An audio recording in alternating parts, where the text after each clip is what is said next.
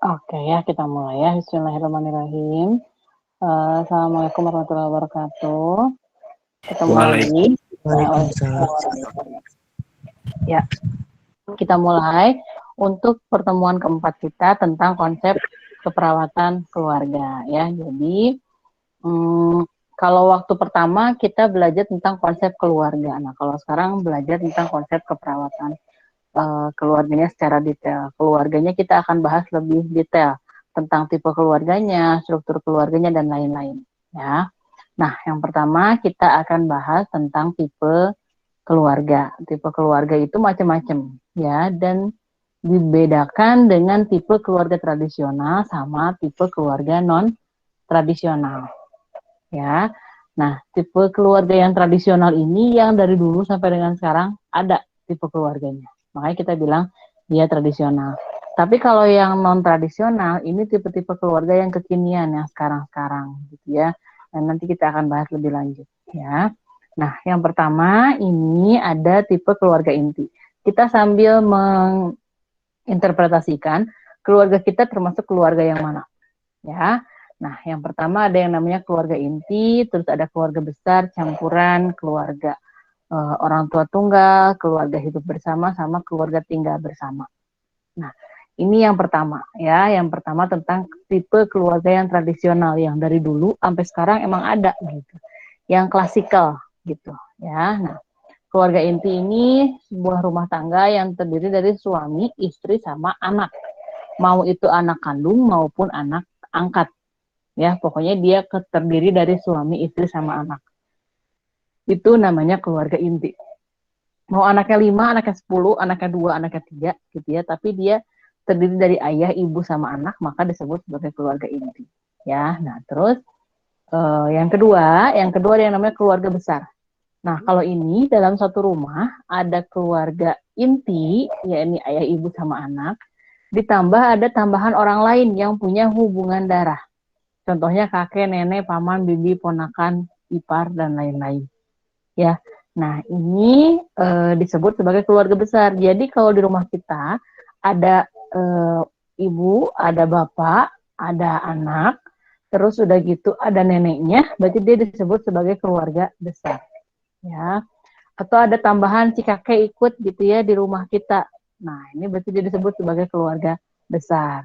Ya, terus selanjutnya ada yang namanya keluarga diad atau diad family. Nah, keluarga ini cuman terdiri dari suami sama istri doang, nggak ada anaknya. Ya, jadi contohnya kalau di luar negeri itu banyak yang tidak menginginkan anak gitu ya. Mereka terdiri, keluarga intinya itu hanya terdiri dari suami sama istri, nggak ada anak. Disebut sebagai diad family. Nah, dari dulu ada yang kayak gini, ada. Dan sampai sekarang juga ada. Ya, baik itu karena tidak menghendaki punya anak sampai akhirnya dia KB terus gitu ya, atau memang belum dikaruniai anak gitu. Itu namanya diad family atau keluarga diad. Terus yang keempat ada tipe yang namanya single parent family.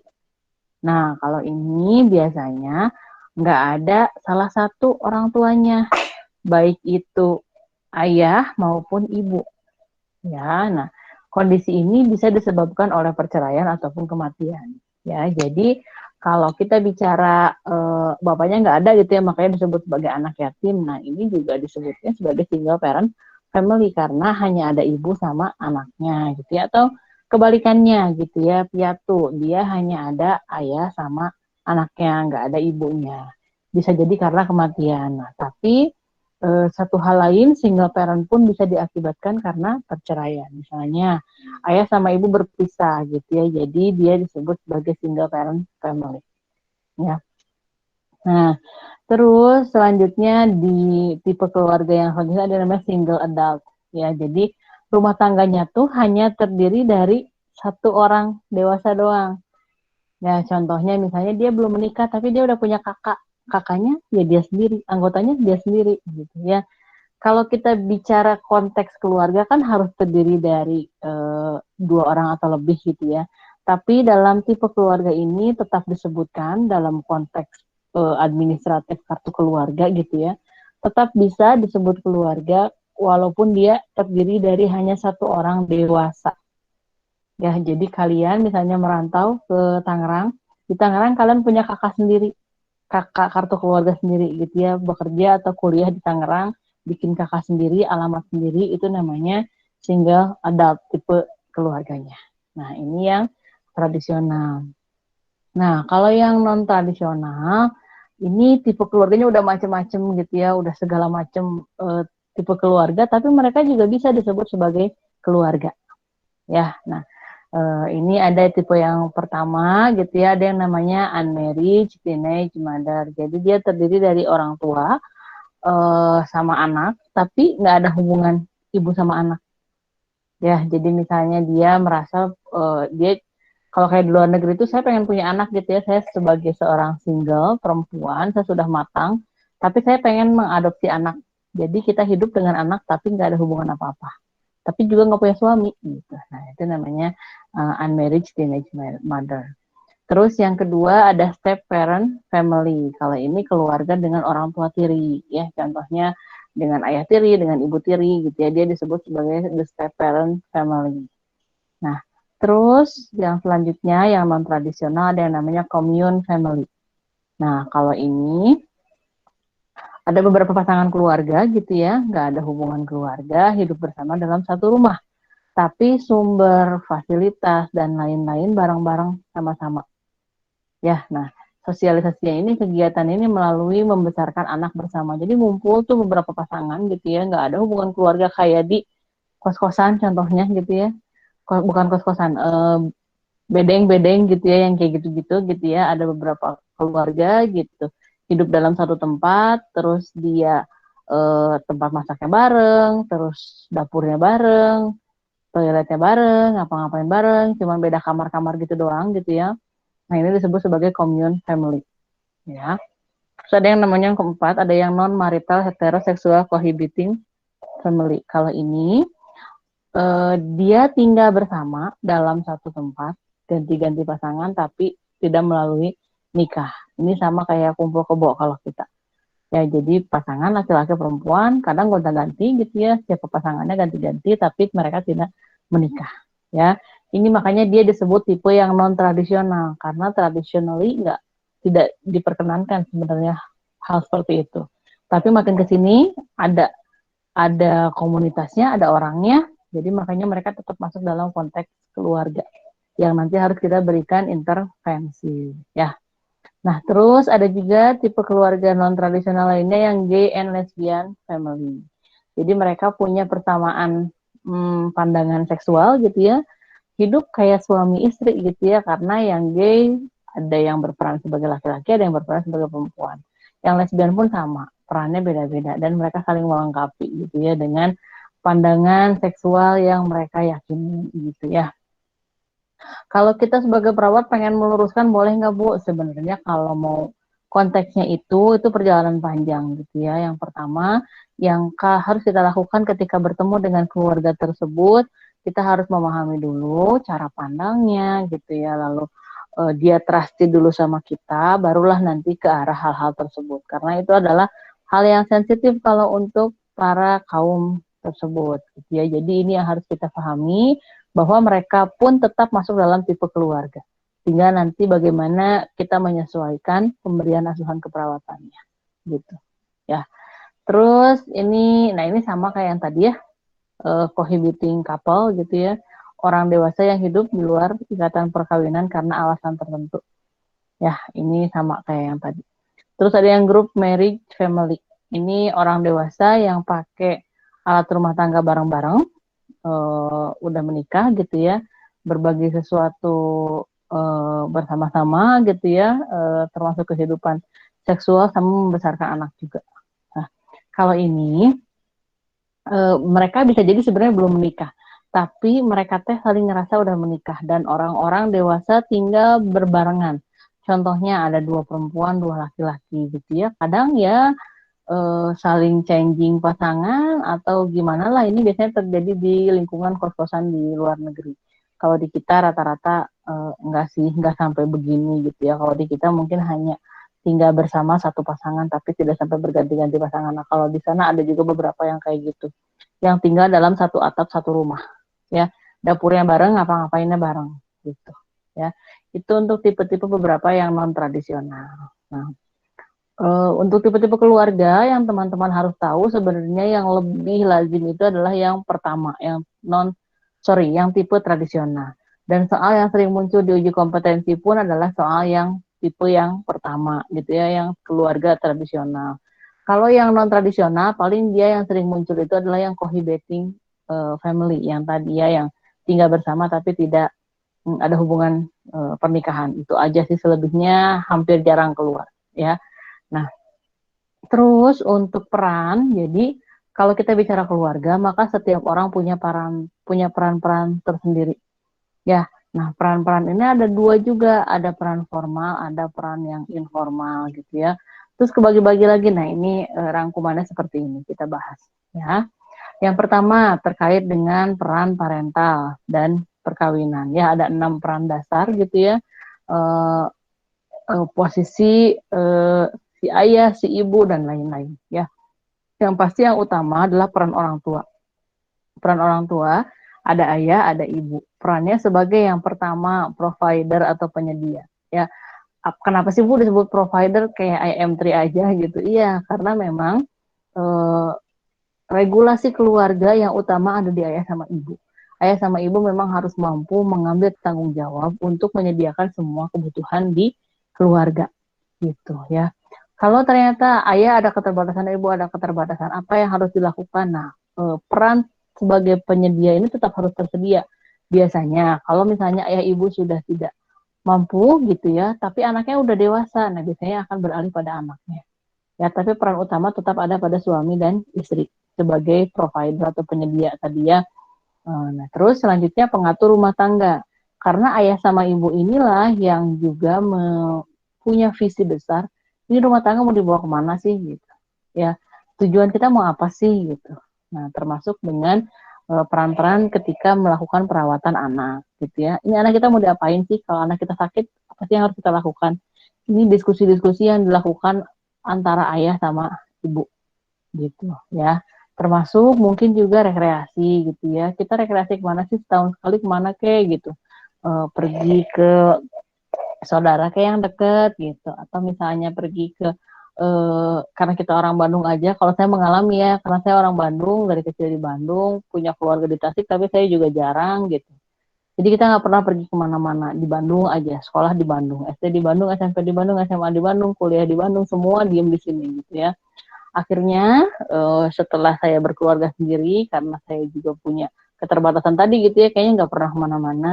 Akhirnya setiap tahun pasti selalu mengagendakan untuk pergi berekreasi kemana lah gitu. Termasuk ke Tangerang salah satunya gitu ya.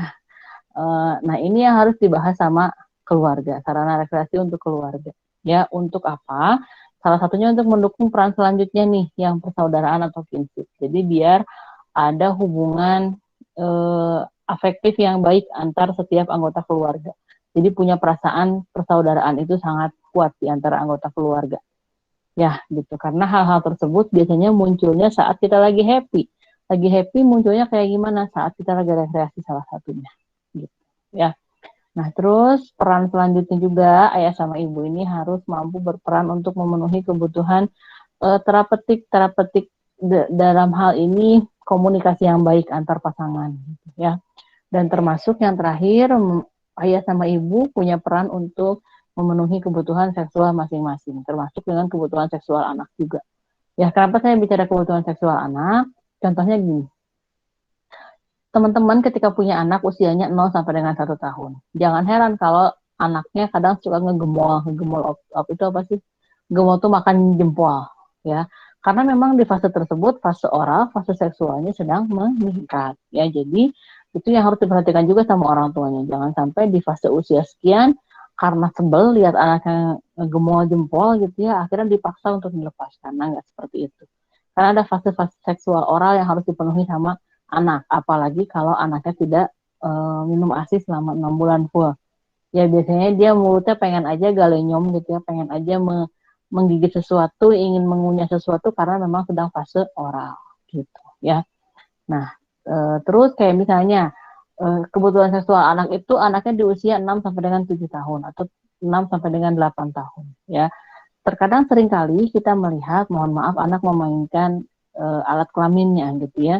Karena dia lagi kenalan gitu, oh ini alat kelamin saya, oh kok ada perubahan ya, kok kayaknya dulu saya waktu baby gimana, sekarang gimana. Nah, karena memang dia sedang mengenal, dia sedang di fase itu. Nah, makanya kita harus sebagai orang tua mampu memahami fase-fase tersebut dan juga harus menyampaikan apa sih yang boleh, apa yang tidak boleh gitu ya saat dorongannya sedang ada, apa yang dilakukan dan bagaimana untuk menjaga istilahnya kebutuhan tetap terjaga tapi juga tidak menyalahi aturan dan lain-lain gitu ya. Nah, terus peran-peran selanjutnya disampaikan bahwa perempuan atau wanita itu nggak semata-mata sebagai ibu rumah tangga doang ya, tapi dia juga punya peran-peran yang eh, terkadang seringkali dia juga mengambil peran sebagai kepala rumah tangga gitu ya untuk hal ekonomi, kadang juga untuk banyak hal gitu ya. Jadi memang eh, kefahaman peran antara suami sama istri ini sangat dibutuhkan ya. Nah, terus untuk peran seksual, ini pria memiliki hak untuk menentukan kegiatan seksual dengan istrinya gitu. Jadi sama-sama punya kewajiban untuk saling memuaskan satu sama lain. Tidak boleh hanya salah satu saja yang egois gitu ya, terpuaskan, sedangkan yang lainnya tidak. Itu nggak boleh. Ya harus adil suami dan istri. Nah, terus ada peran selanjutnya, ini lebih ke arah peran ikatan keluarga atau kinkeeping. Ini tadi, wanita berperan sebagai penerus keturunan, karena wanita yang bisa hamil gitu ya. Nah, tapi seringkali yang menjadi masalah adalah kalau pihak perempuannya memang tidak subur atau tidak bisa memiliki keturunan dan lain-lain. Nah, ini yang harus juga dipahami nanti oleh suaminya. Sehingga dilakukanlah upaya-upaya misalnya yang bisa dilakukan hal-hal lain yang tentunya membutuhkan dukungan dari suaminya gitu ya. Nah, terus peran kakek atau nenek, nah ini dia nggak semata-mata ojol-ojol datang gitu ya, muncul aja gitu enggak, tapi dia memang bertindak sebagai orang yang dituakan ya. Dia sebagai pengawal keluarga, dia kadang kalau ada masalah dia sebagai orang bijaknya gitu ya, yang eh, bisa memberikan keputusan yang baik untuk semua gitu ya, bisa memberikan masukan yang baik walaupun tetap yang ngambil keputusan adalah kepala keluarga. Ya, ini yang seringkali salah gitu ya. Kalau ada kakek nenek yang ngambil keputusan kayak gitu juga. Kakek nenek itu memberikan masukan, tapi tetap kepala keluarganya adalah ayah kita. Jadi memang harus dihargai nanti dan harus juga diposisikan ya, bagaimana peran kepala keluarga ini agar dia tetap merasa berharga dalam sebuah keluarga. Ya, kecuali kalau kita yang tinggal dengan kakek nenek, jadi kita yang ikut kakek nenek. Nah, kalau itu beda lagi. Tapi kalau kakek nenek yang ikut kita, nah maka kepala keluarganya adalah ayah kita. Ya, dibedakan. Nanti posisinya juga harus perannya juga akan berbeda karena posisinya juga berbeda. Gitu. Oke, itu yang peran. Nah, sekarang kita lanjut ke yang fungsi. Jadi kita berkeluarga tuh punya fungsi gitu ya, bukan semata-mata aku suka kamu udah gitu ya, aku nggak punya tugas dan fungsi. Nah, kita semua punya tugas dan fungsi. Ya, yang pertama, yang paling pertama adalah fungsi afektif. Kenapa? Karena kalau kita bicara keluarga, maka dasarnya harus cinta. Kalau dasarnya sudah cinta, baik itu cinta pada Tuhan maupun pada pasangannya gitu ya. Kalau dasarnya sudah cinta, maka dia akan mampu mengeluarkan aura positifnya untuk menyayangi. Nah, si fungsi afektif ini adalah fungsi yang menyayangi setiap anggota keluarga satu sama lain. Ya, bisa sayang gimana, kayak gimana kalau dia sudah cinta. Jadi cinta dulu baru sayang gitu ya. Pada akhirnya ekspresi sayangnya itu akan keluar dengan sendirinya kalau dia sudah bisa berinteraksi baik satu sama lain setiap anggota keluarga gitu ya, dan punya perasaan saling menyayangi gitu. Nah, kalau sudah kayak gitu, fungsi selanjutnya ada lagi banyak ya. Termasuk yang kedua ada fungsi sosialisasi. Jadi setiap keluarga harus bisa bersosialisasi, harus bisa menempatkan diri dalam masyarakat gitu ya. Nggak bisa egois aja, saya keluarga paling kaya di wilayah ini gitu ya. Pokoknya keluarga yang lain cuma boleh ngikut keputusan kita doang, nggak kayak gitu ya. Jadi keluarga harus bisa bersosialisasi dan menempatkan diri dalam kondisi sosial ya.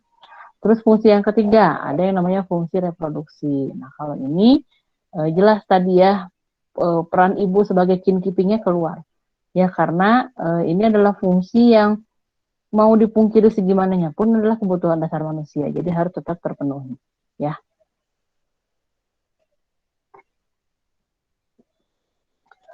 Terus yang keempat ada fungsi ekonomis. Nah, fungsi ini dia adalah fungsi yang harus terpenuhi gitu ya, wajib terpenuhi, karena kalau tidak berjalan fungsi ekonomisnya, maka fungsi-fungsi yang lain pun tidak akan bisa mengikuti.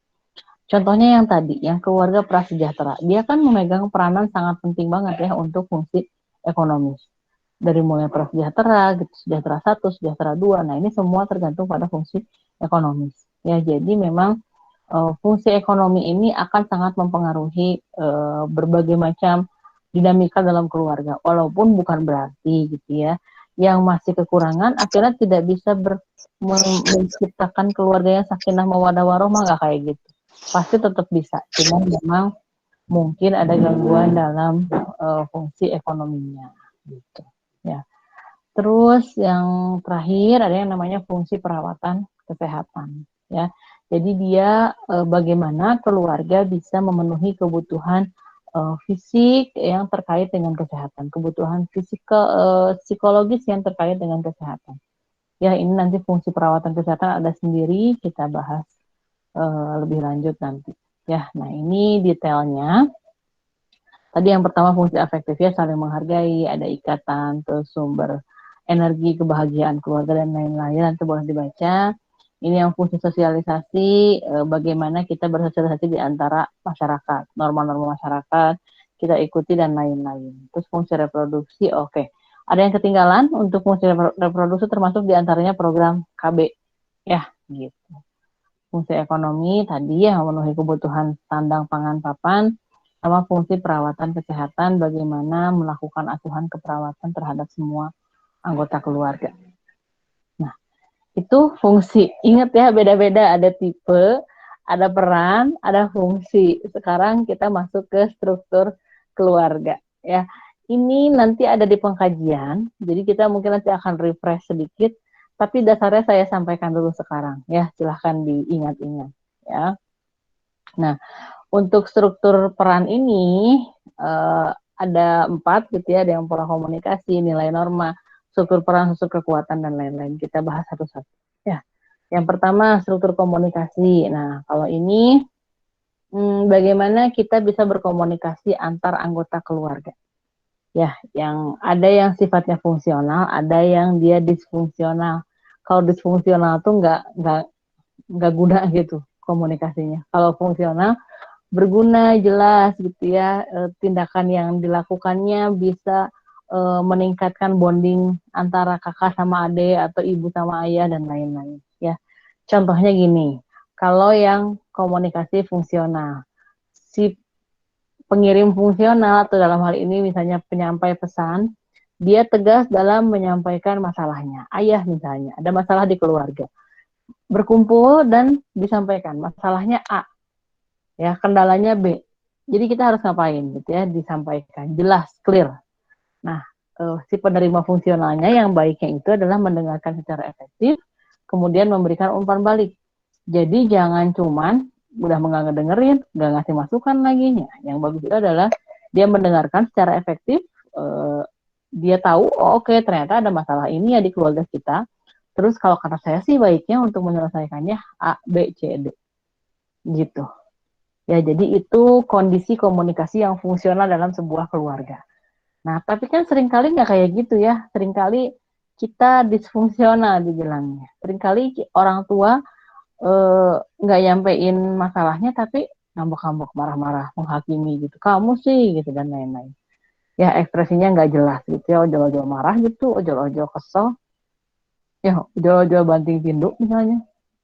Padahal nggak disampaikan masalahnya ada apa gitu. Nah, itu berarti disfungsional. Nanti teman-teman ngambil diagnosanya juga berarti disfungsional dalam pola komunikasi contohnya gitu ya.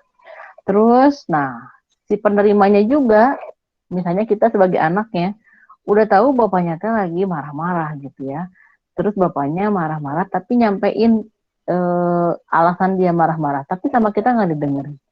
Ah udahlah, bapak mama lagi ngoceh, udah aja biarin. Nah, berarti kita gagal mendengar. Ya, kita nggak tahu apa yang bapak maksud, kenapa bapak marah. Ya, dan kita pun kurang mengeksplorasi, kita nggak nanya gitu ya, tunggu cooling down sebentar, terus kita tanya. Itu kan yang fungsional. Kalau yang disfungsional ya udah biarin aja lah, karena antepkan. Nah, gitu. Itu berarti disfungsional. Nah, di keluarga harusnya yang mana? Harusnya yang fungsional, jelas. Ya, gitu. Terus ada yang namanya struktur nilai. Nah, di keluarga itu dipengaruhi sama nilai-nilai, norma, ide-ide gitu ya, keyakinan gitu. Itu semua sistem nilai yang mempengaruhi keluarga. Nilai-nilai budaya Batak sama nilai-nilai budaya Sunda beda, jelas beda. Dan ini akan apa ya, mempengaruhi keputusan yang keluarga gitu. Contohnya gitu ya. Kalau orang Sunda identik dengan kalimatnya tuh ya mangga aja gitu ya, saya ikut aja gitu. Pada akhirnya ketika mengambil keputusan menunggu orang lain, menunggu anggota masyarakat lain yang mengambil keputusan, dan akhirnya kita legowo untuk mengikuti gitu ya. Tapi mungkin dengan karakteristik orang Batak gitu ya berbeda. Oh saya punya pendapat A gitu. Kalian aja yang ikut saya gitu, bukan saya yang ikut kalian. Itu salah satu contoh ininya. Walaupun mungkin tidak sakral seperti itu, contoh singkatnya mungkin seperti itu. Jadi di dalam sebuah keluarga pasti punya nilai-nilai, punya ide-ide, punya pengaruh budaya yang berbeda dari satu keluarga sama satu keluarga yang lain, gitu. Ya, termasuk norma-normanya juga beda mungkin. Kalau keluarga yang terbiasa mungkin gitu ya hidup di luar negeri gitu, mereka nggak ada masalah dengan jam malam, anak yang mau pulang jam 8 nggak masalah. Tapi kalau di Indonesia beda ya. Kalau di Indonesia anak patokannya adalah maghrib gitu ya. Kalau anaknya belum pulang di atas maghrib kan normanya harusnya anak pulang sebelum maghrib atau maghrib gitu ya. Jadi sampai rumah itu maghrib berjamaah gitu ya, sholat berjamaah, terus kemudian melakukan aktivitas bersama keluarga, makan malam dan lain-lain. Ya ini beda di setiap tempat, struktur nilainya juga akan beda ke keluarganya. Ya, itu yang struktur nilai. Sekarang kita bicara struktur kekuasaan.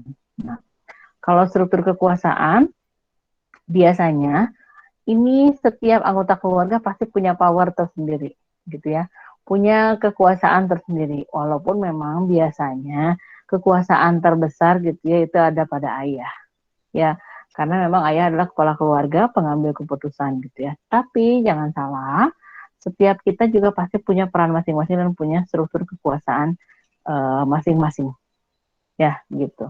Nah, sumber-sumber dan bentuk-bentuk kekuasaan yang sering terjadi di keluarga itu biasanya ada struktur atau bentuk kekuasaannya berupa yang sah kayak tadi ya, yang ayah gitu. Ayah itu pasti punya legitimate power yang berbeda dibandingkan dengan ibu atau dibandingkan dengan adik gitu ya, atau dibandingkan dengan kakak gitu ya.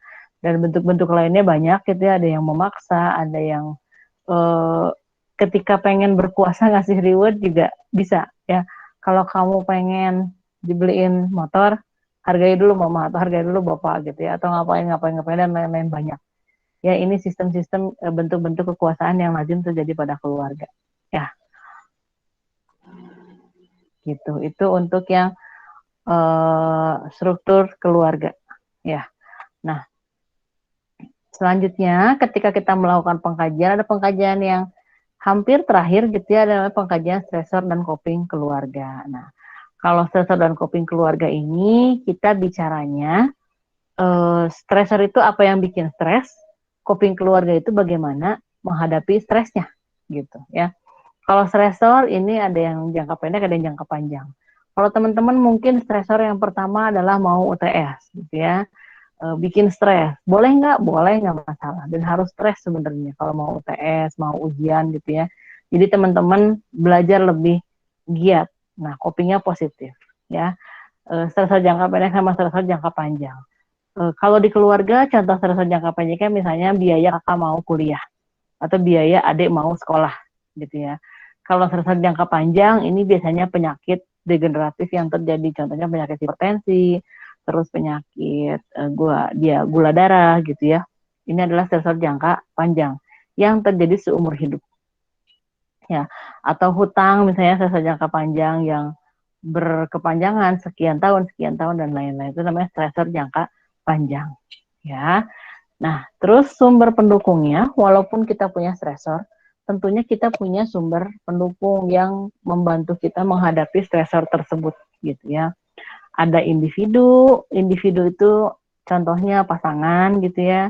Ada keluarga, ada ibu yang stres, gitu ya, tapi dia jadi semangat lagi kalau dia ingat anaknya. Kalau dia tahu dia akan memberikan yang terbaik buat anaknya, gitu ya, dan lain-lain banyak, ya. Lalu komunitas. Nah, kalau ini sumber dukungan keluarga yang berasal dari luar, ya. Jadi dari misalnya keluarganya dengan TB, tapi ada dukungannya dari luar, ada kelompok cinta TB, ada terus nanti pengawas minum obat dari kader dan lain-lain, ya. Itu namanya sumber pendukung pada keluarga. Nah, selanjutnya kita bicara coping, maka kita bicara respon terhadap stresor.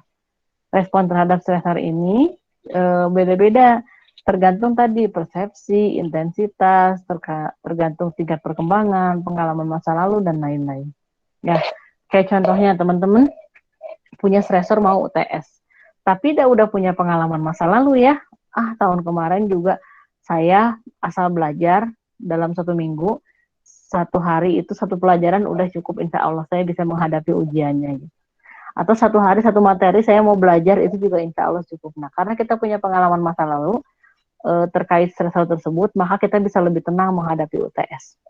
Ya, bahkan ada juga yang tenang-tenang aja, udahlah biarin UTS lah, tinggal ngisi jawaban doang kan. Oh, udah deh beres, nggak belajar nggak apa, ada. Ya, tapi stresor tersebut memberikan strategi coping yang berbeda pada setiap orang. Orang punya masalah sama, stresornya sama, sama-sama nggak punya duit, ya. Tapi kalau yang strategi copingnya fungsional, maka dia kalau lagi nggak punya duit, berarti dia akan mencari duit, ya. Yang satu lagi yang disfungsional, saya nggak punya duit, aduh tapi saya nggak bisa ngapa-ngapain, udah saya ngirit aja sehemat-hematnya gitu. Saya mau pokoknya sampai titik darah penghabisan, saya nggak akan makan, nggak akan ini, nggak akan itu, nggak akan ini, nggak akan itu, jadi nggak produktif. Itu namanya disfungsional. Padahal masalahnya sama-sama nggak punya duit gitu. Ya, masalahnya sama-sama mau UTS. Yang satu mau belajar gitu ya, yang strategi coping adaptasi fungsional. Belajar, dia runutin satu-satu materinya gitu. Yang satu lagi mah, udahlah saya biar nggak stres, aku mah jalan-jalan dulu aja. Biarin aja UTS mah gimana nanti, yang penting aku bahagia. Nah, itu kayak gitu namanya strategi adaptasi yang disfungsional. Karena jadinya tidak adaptif ya, tidak baik gitu. Oke, itu yang stres dan coping keluarga. Nah, ini yang terakhir di pengkajian keluarga, ada yang namanya siklus kehidupan keluarga. Ya, jadi kata si Duval, nah ini teman-teman cermati ya, nanti silakan teman-teman ada di kelompok yang mana. Katanya ada 8 tahapan pokok dari siklus kehidupan keluarga. Nah, ini bayangkan teman-teman, ini dimulainya itu dari ketika teman-teman menikah. Ya, jadi tahap pertama adalah tahap keluarga baru menikah. Ya, teman-teman nikah gitu ya, bayangin aja diri sendiri dengan pasangan idamannya. Teman-teman baru nikah, terus setelah itu teman-teman merencanakan kelahiran anak, terus kehamilan anak, terus masuk tahap kedua, keluarga dengan kelahiran anak pertama. Lahir tuh anak pertamanya blojo gitu ya, oe udah lahir. Terus setelah itu anaknya bertumbuh besar menjadi anak usia pra sekolah. Ya, itu tahap 3. Nah, setelah itu anaknya nambah besar lagi. Jadi makanya patokan dari siklus kehidupan keluarga ini adalah anak pertama. Ya, kalaupun nanti punya anak yang kedua masih usia prasekolah, tapi kalau anak pertamanya udah usia sekolah, maka dia disebutnya sebagai keluarga dengan anak usia sekolah. Patokannya ingat, anak pertama. Ya, tahap pertama keluarganya nikah, terus tahap kedua keluarganya punya anak pertama, kelahiran anak pertama. Tahap ketiga anaknya masuk prasekolah atau balita. Ya. Tahap keempat anak usia sekolah atau SD. Ya. Terus tahap selanjutnya anak usia remaja, ya. Anak usia remaja dia sudah mulai punya perasaan ingin bebas dan lain-lain, sama kayak kalian gitu ya di tahun-tahun kemarin. Nah, setelah itu siklusnya masuk kita punya anak dengan usia dewasa, tahapan keluarga dengan anak dewasa. Ya, teman-teman semua ini kalau yang anak pertama berarti tahapan keluarganya sudah dengan anak dewasa. Ya. Nah, terus selanjutnya tahapan orang tua usia menengah. Ini di 40-50 biasanya. Ya, terus setelah itu baru tahapan keluarga lansia. Orang yang menikah tadi di tahap pertama akhirnya sekarang menjadi lansia. Gitu. Ya, makanya disebut dengan tahapan keluarga lansia. Nah, setiap tahapan keluarga punya tugas perkembangannya masing-masing, beda-beda gitu ya. Jadi nggak bisa disamain tugas perkembangan yang keluarga baru nikah sama yang udah punya anak usia sekolah. Ya, nanti kita bahas.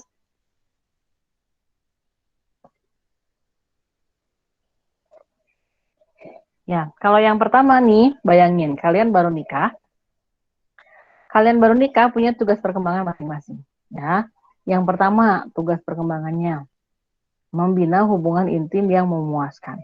Ini yang tadi saya bilang, harus saling puas antara laki-laki, suami dan istri, tidak boleh egois salah satu.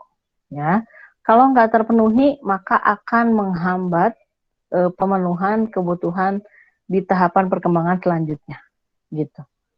Ya, jadi makanya setiap tugas perkembangan sebaiknya terpenuhi biar nggak mengganggu tahap berikutnya, gitu. Ya. Nah, terus yang kedua membina hubungan dengan keluarga lain, teman dan kelompok sosial. Nah, ini tugas kalian nanti kalau baru nikah gitu ya, selain saling memuaskan pasangan. Yang kedua, kita pun harus membina hubungan sama keluarga besar, sama keluarga lain, sama keluarga suami nanti gitu, sama teman-teman suami, sama kelompok-kelompok sosial. Ya, karena beda single ladies sama jadi emak-emak gitu, jadi ibu-ibu pasti beda ya, apalagi yang baru nikah. Nah, ini dia punya tugas untuk memenuhi hal tersebut. Nah, terus tugas perkembangan selanjutnya harus mendiskusikan rencana memiliki anak, ya. Kalau di budaya kita gitu ya, di budaya timur, rencana memiliki anak ini akan menjadi bahasan tersendiri yang biasanya akan muncul di awal. Nah, tapi beda lagi dengan di luar, kadang-kadang tidak selalu muncul di awal gitu ya. Pokoknya mereka memenuhi dulu yang ke satu sama yang kedua, rencana memiliki anaknya mungkin dipospon, ditunda, nanti menyesuaikan gitu ya, atau bahkan nggak pengen ya. Nah, pengen dan nggak pengen jumlahnya berapa dan lain-lain, itu masuk dalam konteks diskusi rencana memiliki anak ya. Karena seringkali ada yang selalu mangkir kalau kita bahas tentang memiliki anak. Jadi kabur gitu, terus ngalihin ke yang lain, ntar nantilah gitu ya. Jangan dulu bahas-bahas itu sekarang, kita pengen nikmatin dulu berdua gitu, tahun pertama. Tahun kedua jawabannya sama, tahun ketiga jawabannya sama, tahun keempat jawabannya sama. Kan berarti kita bisa mengasumsikan bahwa, oh memang nggak pengen punya anak. Nah, kalau memang dia memutuskan tidak ingin memiliki anak, maka sebaiknya kita gali. Kenapa gitu ya? Apa yang kamu inginkan? Kenapa pengennya seperti itu dan lain-lain gitu. Ya, mungkin bisa jadi dia punya histori gitu ya. Ngapain sih punya anak gitu ya? Kalau saya nggak bisa ngurus anaknya, kalau anaknya terlantar dan lain-lain, mungkin dia punya histori dulu diterlantarkan sama orang tua. Nah, ini yang harus dibahas. Termasuk nanti peran perawat dibutuhkan di sini, masuk ke sini. Ya, mendiskusikan rencana memiliki anak termasuk dengan KB-nya. KB-nya mau pakai apa, pelayanannya bisa diberikan seperti apa. Gitu. Ya. Nah, terus lanjut, bayangkan diri kalian next step gitu ya, jadi keluarga dengan kelahiran anak pertama, punya baby gitu ya. Nah, maka yang harus kalian lakukan adalah mempersiapkan diri menjadi orang tua. Ya, termasuk ini tidak bicara melulu kita gitu ya. Teman-teman harus membayangkan ini kalau terjadi pada klien kita. Kalau pas kebetulan kita dapat klien yang keluarga dengan kelahiran anak pertama. Apa ya yang harus dilakukan? Bingung deh. Nah, nggak usah bingung. Lihat tugas perkembangannya, lalu disusun gitu ya, asuhan keperawatannya menyesuaikan dengan tugas perkembangannya tersebut. Ya, yang pertama mempersiapkan menjadi orang tua. Iya, kita harus nyiapin si ayahnya, si ibunya jadi orang tua. Kalau udah orang tua, mama nggak nggak boleh misalnya kalau lagi hamil gitu ya atau lagi punya anak ini nggak boleh pakai high heel gitu ya karena bisa merubah posisi postur tubuh ketika sedang hamil contohnya gitu ya. Terus makan yang bernutrisi dan lain-lain ya termasuk dengan sisi psikologisnya, termasuk dengan nanti pendanaan dan lain-lain, mempersiapkan diri menjadi orang tua ya. Terus yang kedua harus bisa adaptasi dengan perubahan adanya anggota keluarga baru. Jadi seringkali gitu ya anekdotnya adalah suaminya cemburu sama istrinya karena istrinya lebih dekat sama anak pertamanya, lebih dekat sama babynya gitu ya. Nah memang kayak begitu. Nah karena ada hal tersebut maka sang istri harus paham dan harus mengerti dan harus menciptakan lingkungan yang kondusif gitu ya untuk ayah dan anaknya serta dirinya sendiri. Jangan sampai tidak bisa adaptasi, akhirnya terjadi hal-hal yang tidak diinginkan, termasuk perceraian salah satunya gitu. Ya. Nah, terus tugas selanjutnya kalau teman-teman udah punya baby pertama, harus mempertahankan hubungan dalam rangka memuaskan pasangan. Nah, ini kembali menjadi penting gitu ya. Misalnya, keluarga dengan kelahiran anak pertama baru 30 hari, belum lewat masa nifas gitu ya. Nah, ini yang harus disampaikan oleh kita sebagai perawat kepada suaminya mungkin gitu ya, bahwa kepuasan hubungan seksual tidak hanya didapatkan dari berhubungan badan gitu ya, masih bisa didapatkan dengan hal-hal lainnya, terutama yang berkaitan dengan anaknya gitu. Jadi penyaluran kasih sayangnya dialihkan dulu gitu ya untuk hal yang lain. Nanti baru setelah masa nifasnya ibu selesai, setelah ibu tidak kesakitan dan lain-lain, maka diperkenalkan untuk melakukan hal-hal tersebut gitu ya. Nah, tapi ini harus dicari bagaimana caranya mempertahankan hubungan ini karena seringkali gitu ya banyak ibu-ibu yang baru melahirkan anaknya jadi tidak memperhatikan suaminya. Jadi cuek aja, biarin aja lah udah pusing sama anak juga gitu. Nah, ini sebaiknya tidak terjadi ya daripada nanti terjadi hal-hal yang lainnya. Oke, ini lanjutan untuk tahap perkembangan keluarga dengan anak usia prasekolah. Nah, tugas perkembangannya apa? Tugas perkembangannya kan anaknya makin gede nih. Anaknya butuh tempat tinggal. Makanya orang tua harus memenuhi kebutuhan anggota keluarga untuk tempat tinggal, privacy, sama rasa aman nyaman. Ya, bisa jadi kontrak, bisa jadi membeli sendiri misalnya. Boleh. Ya, yang pasti memenuhi kebutuhan keluarga gitu. Terus selanjutnya di masa ini juga orang tua harus membantu anak bersosialisasi. Karena biasanya 1 sampai dengan 3 tahun anak di rumah. Ya jarang keluar rumah gitu ya. Terus pas TK, pas PAUD dia banyak orang bingung gitu kan, pusing. Nah, ini harus dibantu. Ya. Nah, kemudian di usia prasekolah ini biasanya si mama hamil lagi. Jadi anaknya balita, mamanya hamil lagi, punya anak baby, mau punya anak baby. Ya, nah kita harus bisa membuat si kakak beradaptasi dengan anak yang baru lahir. Jadi dua-duanya harus terpenuhi gitu. Jangan sampai muncul sibling rivalry. Jadi antara saudara tuh saling ngerasa tersaingi dan lain-lain. Jangan sampai kayak gitu, ya. Terus tugas selanjutnya adalah mempertahankan hubungan yang sehat baik di dalam maupun di luar keluarga. Ya, dan selanjutnya pembagian waktu untuk individu, pasangan sama anak. Ini yang tadi saya bilang, jadi harus punya waktu untuk diri sendiri, me time gitu ya. Me time-nya ngapain aja macam-macam lah, bisa pijet kayak, bisa apa kayak gitu, bisa bahkan hanya nonton India atau nonton drakor gitu ya, mama udah bahagia gitu ya. Atau cuma jalan-jalan ke Alfa beli apa kayak gitu, tapi sendirian, bapak nggak boleh ikut, anak nggak boleh ikut, itu aja udah bahagia gitu ya. Itu pembagian waktu untuk individu. Terus yang dengan pasangan tadi, pasangannya harus dikasih waktu untuk berduaan juga ayah sama ibunya. Ya, jadi quality time-nya keluar. Nah, baru nanti si anaknya. Kalau anaknya udah jelas ya, biasanya di usia segini fokus ibu itu ke anak dan biasanya suka terbengkalai si anak yang pertama sama si suaminya. Makanya di tugasnya ini harus terpenuhi, ya. Nah, makanya karena ada hal-hal tersebut, harus ada pembagian tanggung jawab anggota keluarga. Jadi jangan semuanya si ibu doang. Ya, cobalah komunikasi. Kalaulah ibu biar ibu bisa masak gitu ya, menyajikan hidangan untuk ayah, untuk ade, untuk kakak gitu ya. Coba deh dibagi tanggung jawabnya. Mungkin ibu yang masak, bapak yang nyuci piringnya. Contohnya gitu. Ya, dan hal-hal ini akan nanti menimbulkan perasaan nyaman dan akhirnya merasa dihargai oleh setiap anggota keluarga.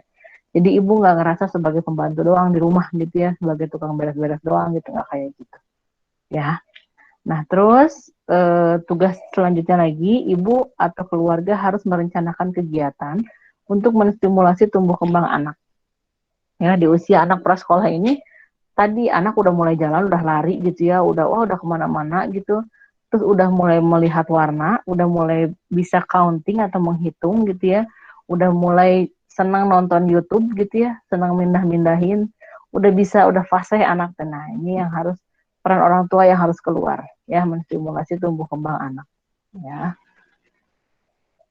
Oke, tugas perkembangan selanjutnya yang anak usia sekolah. Bayangin anaknya SD ya, kita punya anak SD. Nah, yang harus dilakukan adalah membantu sosialisasi anak terhadap lingkungan luar rumah atau lingkungan yang lebih luas. Karena ketika dia masuk SD, dia punya lingkungan yang lebih banyak. Orang-orang yang kenal entah dari mana gitu, semua ada datang gitu ya di sekolah dasar gitu ya.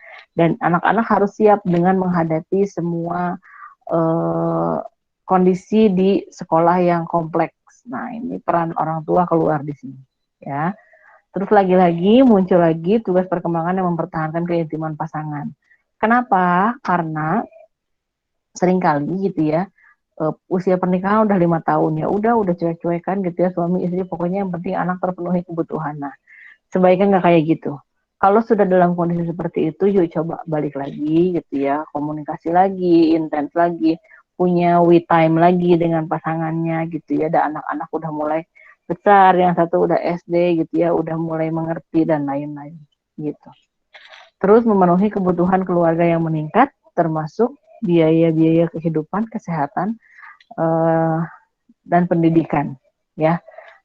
Kenapa? Iya dong, bayangin ya, sekarang masuk SD gitu ya, kalau teman-teman tahu juga gitu ya, dibandingkan yang zonasi mungkin saya kurang tahu ya, tapi kalau yang swasta tuh udah minimal 10 juta aja harus masuk untuk bisa menyekolahkan anak gitu ya. Masuk SMP, anak saya sekarang masuk SMP biayanya lebih mahal daripada masuk anak kuliah gitu ya. Jadi memang semakin tinggi usia anak, kebutuhan hidup kalian juga sama mungkin ya, kalian kan udah mulai butuh handphone, butuh laptop, butuh biaya sekolah dan lain-lain, itu pasti akan semakin meningkat ya. Makanya orang tua punya tugas perkembangan hal itu yang harus dipenuhi, memenuhi semua kebutuhan tersebut. Nah, sebaliknya sebagai anak berarti harus mencoba mengerti untuk orang tua memenuhi kebutuhan tersebut. Kita minimal tidak membuat orang tua tambah pusing gitu ya, minimal kita melakukan hal-hal yang diharapkan oleh orang tua kita. Oke, nah next terus lanjut dengan keluarga remaja. Nah, ciri khasnya pada remaja ini kan remaja ya kayak kalian gitu ya, nggak pengen dikekang, pengennya bebas gitu ya. Tapi eh, karena karakteristik remaja kayak gitu, maka kita punya tugas. Tugasnya ngapain? Tugas orang tua ini harus mampu memberikan kebebasan yang seimbang, tapi juga bertanggung jawab.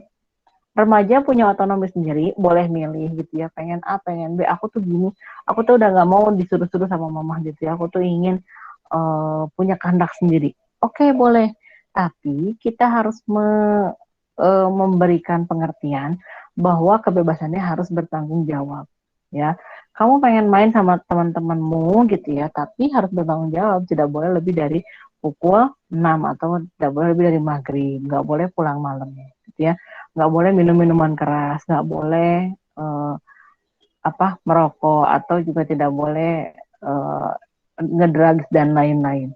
Boleh, mainnya boleh, tapi hal-hal negatifnya nggak boleh. Nah, ini yang harus kita sampaikan pada remaja, ya gitu. Karena pada masa remaja ini, masanya meletup-letup, pengen nyoba semuanya, gitu. Ya.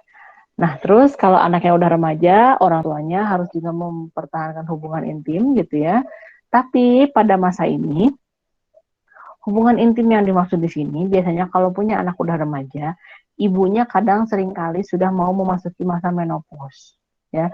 Jadi orang tua harus mampu mempertahankan hubungan intim walaupun kondisi ibu contohnya sudah mau mulai menopause gitu ya. Itu biasanya di usia remaja atau di usia dewasa dan tetap harus dipertahankan hubungannya antara suami sama istri. Nah, terus juga harus mempertahankan komunikasi yang terbuka antara anak sama orang tua atau ayah sama ibu gitu ya. Jadi nggak ada lagi ceritanya gitu ya, ayah cuma marah-marah doang sama anaknya, padahal anaknya juga punya alasan tersendiri gitu ya. Akhirnya kalau udah kayak gitu, anaknya tertutup, nggak mau cerita. Nah, jangan sampai hal tersebut terjadi, jadi harus terbuka komunikasinya, harus saling ngobrol ya. Makanya ada iklan sari wangi gitu ya, ngeteh dulu ya, biar punya waktu buat ngobrol gitu ya. Nah, terus tugas yang selanjutnya mempersiapkan perubahan sistem peran dari anggota keluarga. Jadi kalau udah remaja biasanya harus siap-siap anaknya mau dewasa. Dan kalau anaknya mau dewasa, maka kita punya tugas perkembangan untuk memperluas jaringan keluarga inti jadi keluarga besar. Asalnya cuma ayah, ibu, sama anak-anak kita doang. Di usia anak yang udah dewasa, kita harus siap akan kedatangan menantu gitu ya. Jadi keluarga yang lebih besar lagi gitu ya, ketemu dengan keluarga menantu. Asalnya mah keluarga itu cuma bertiga. Karena mau nikah anaknya jadi wah jadi punya kerabat banyak gitu ya. Nah, sama di fase ini juga mempertahankan keintiman pasangan. Terus yang paling penting adalah harus membantu anak untuk mandiri kalau nanti anak punya keluarga baru di masyarakat ya. Jadi mulai sekarang karena kalian sudah dewasa ya, eh, kalian harus bisa menjadi pribadi yang mandiri. Apapun yang terjadi nanti ke depan gitu ya, ya harus bisa dihadapi sendiri gitu ya. Karena orang tua kalian punya peran untuk memandirikan kalian ya. Jadi nggak ada ceritanya lagi kalau sama orang tua dibatasin jajannya 20.000 sehari gitu ya. 20.000 sehari jajannya tapi misalnya dikasih insentif apalah misalnya gitu ya bulanan gitu ya, itu berarti orang tua sedang menyiapkan kalian buat mandiri. Ya, dan dari sisi keuangan, kalau kita bicara memandirikan anak, seringkali orang tua akan mulai memberikan uangnya dalam bentuk mingguan atau bulanan. Ya, karena tadi biar anaknya bisa mengatur keuangan secara mandiri.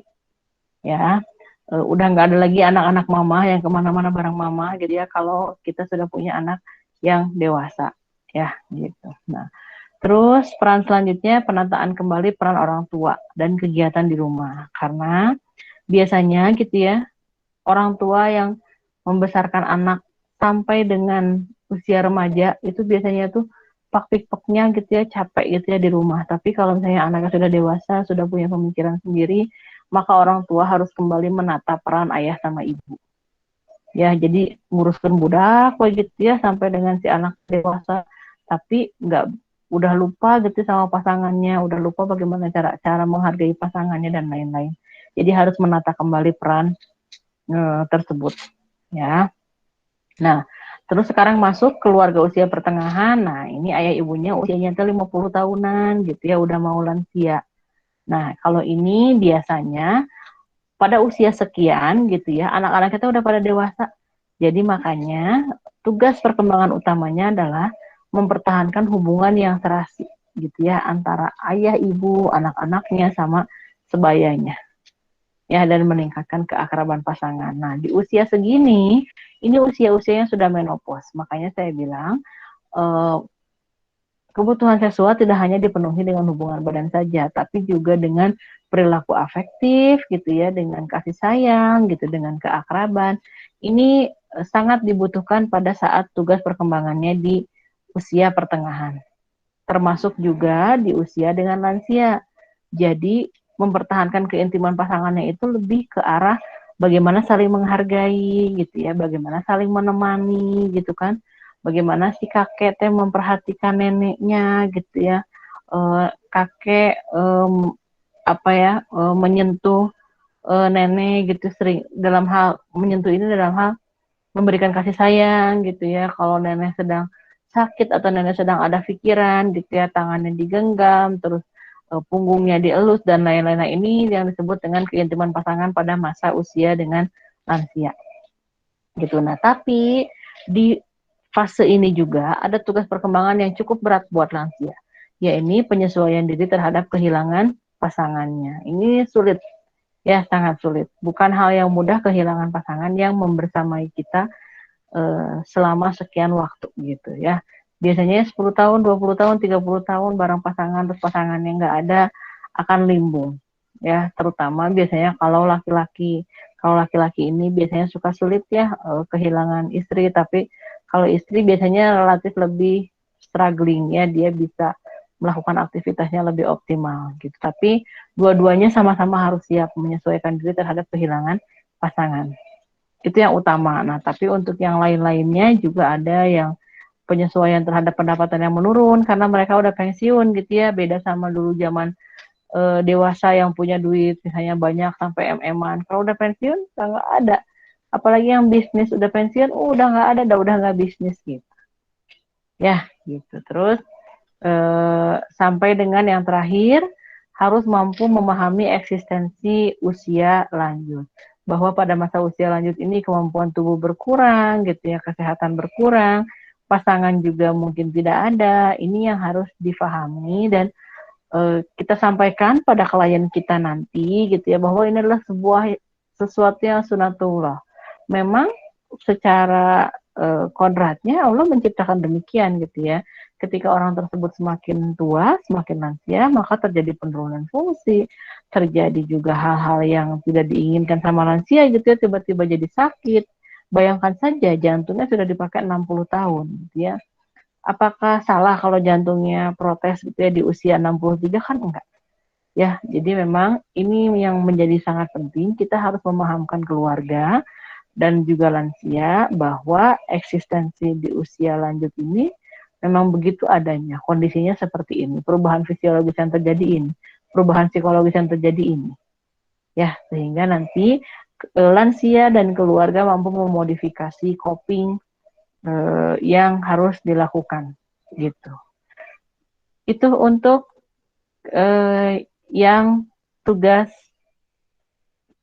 perkembangan keluarga ya. Nah, si keluarga ini yang tadi dibahas gitu ya, perkembangan keluarganya ini, setiap tahap perkembangan tetap harus memiliki tugas kesehatan keluarga secara umum. Ya, tugas kesehatan keluarganya ngapain? Yang pertama, ini berurut ya. Yang pertama mengenal masalah kesehatan. Jadi kalau ada masalah, kita harus kenal dulu. Oh, si kakak batuk, berarti kita harus mengenal masalahnya apa. Kita lihat dulu apakah ada penurunan fungsi kecap gitu ya, fungsi pembauan dan lain-lain, kita harus mengenal dulu. Nah, kalau sudah mengenal, oh oke, ini kayaknya COVID gitu ya, atau ini kayaknya batuk biasa. Nah, kita putuskan tindakan yang tepat. Oke, tindakan yang tepat berarti kita misalnya isoman, misalnya gitu ya. Isoman karena gejalanya tidak terlalu parah. Terus tugas kesehatan keluarga selanjutnya harus mampu merawat anggota keluarga yang sakit. Jadi anak yang sakit ini harus dirawat. Orang tua mengakomodasi gitu ya kebutuhan untuk isoman dan lain-lain. Terus memodifikasi lingkungan pencahayaan, terus apalagi ventilasi dan lain-lain ini diupayakan optimal ya. Terus yang selanjutnya memanfaatkan fasilitas pelayanan kesehatan. Oh, oke, ternyata anaknya memang sakit membutuhkan pelayanan kesehatan. Jangan dibiarin gitu ya. Kalau butuh ke dokter, kalau butuh berobat gitu ya. Kalau butuh upaya perawatan lebih lanjut, boleh misalnya datang ke rumah sakit dan lain-lain. Harus dimanfaatkan. Nah, kalau semua tugas ini sudah terpenuhi sama keluarga, maka keluarganya bisa dikatakan sudah menjalankan semua tugas kesehatan keluarga. Tapi kalau belum, maka dia nanti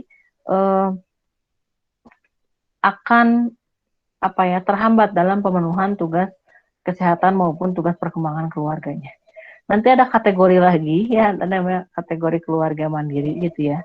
Nah, ini salah satunya termasuk dalam indikator-indikator keluarga mandiri. Dia masuk mandiri berapa? Ya, dan lain-lain. Nanti kita belajar saat pengkajian. Ya, gitu. Yang pasti ini tugas kesehatan utama di keluarga. Keluarga harus mampu mengenal masalah kesehatan, harus mampu merumuskan tindakan yang tepat, harus mampu merawat anggota keluarga yang sakit, harus mampu memodifikasi lingkungan, sama harus mampu memanfaatkan fasilitas pelayanan kesehatan yang ada. Nah, ini teman-teman silahkan cermati, teman-teman keluarganya ada di fase yang mana? Apakah di fase yang masih mengenal, atau di fase yang sudah mampu memanfaatkan fasilitas pelayanan kesehatan? Ya, nanti kita diskusi lebih lanjut. Itu untuk pertemuan kita kali ini. Untuk materinya terkait dengan konsep keperawatan keluarga, ya, yang di dalamnya meliputi keluarga dalam konteks keperawatan seperti apa saja, mulai dari peran, terus tipe gitu ya, struktur, terus tugas perkembangan dan lain-lain. Ya, itu mungkin.